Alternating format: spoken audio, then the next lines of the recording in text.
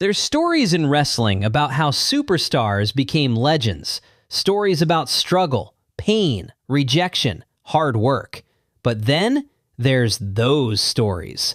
The stories wrestlers tell backstage where everybody starts laughing before the story even begins. And usually somebody stands there, looks into the camera and says, "Trust me, the real stories are too crazy for TV." Now honestly, I don't know if these stories are truly insane or if wrestling back then was simply built different. But this story right here absolutely killed me when I first heard it, because somehow one of the most terrifying characters in wrestling history, The Undertaker, the Deadman, the Phenom, the soul-taking, lightning-striking, graveyard-walking legend himself, was defeated by a cucumber. Yes, a cucumber. And honestly, that might be the greatest plot twist in wrestling history. Forget Brock Lesnar ending the streak. Forget Hulk Hogan joining the NWO. Forget Seth Rollins cashing in at WrestleMania. The real shocking moment was finding out The Undertaker's biggest enemy wasn't Kane, it was the vegetable aisle at Tesco. Now let me explain. Apparently, when Mark Calloway was younger, he came home from school and ate a huge bowl of cucumbers soaked in vinegar. And brother, his stomach said, absolutely not. The poor guy got violently sick and spent the evening throwing up.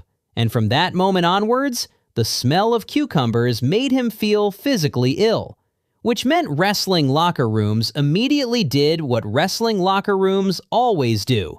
Turn it into absolute chaos. Now imagine being one of the scariest human beings in wrestling history. You're 7 foot tall, you wear black, you roll your eyes into the back of your head, you summon lightning, children cry when your music hits.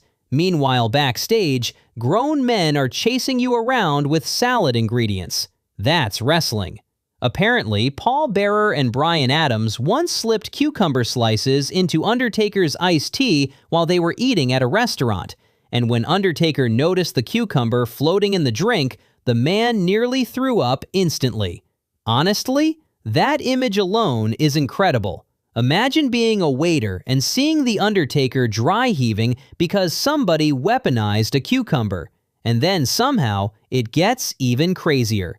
Paul Bearer once stood in the ring waiting for Undertaker, opened his mouth, and revealed a cucumber slice sitting on his tongue. The Undertaker reportedly started gagging and had to leave. Brother, imagine surviving Hell in a Cell, casket matches, buried alive matches, only to be defeated by a side salad. And if that wasn't enough, the legendary Owen Hart apparently used to hide cucumber slices inside Undertaker's boots backstage. That's evil genius behavior. And sometimes, during matches, Owen would apparently shove cucumbers near Undertaker during headlocks, just trying to make him break character. And honestly, that is why wrestlers always say the old locker rooms were completely insane.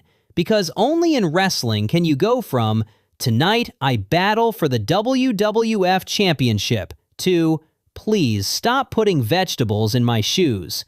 But jokes aside, that's also why so many people loved The Undertaker. Because despite being this mythical, larger-than-life character, backstage he was respected as one of the boys. And honestly, that balance made wrestling feel special.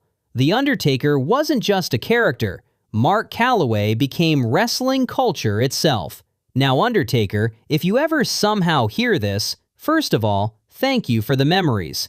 Secondly, if you ever decide to appear in my dreams to take my soul, I'm warning you right now, brother, I will shove a cucumber down your throat faster than Brock Lesnar ended the streak. Respectfully, of course.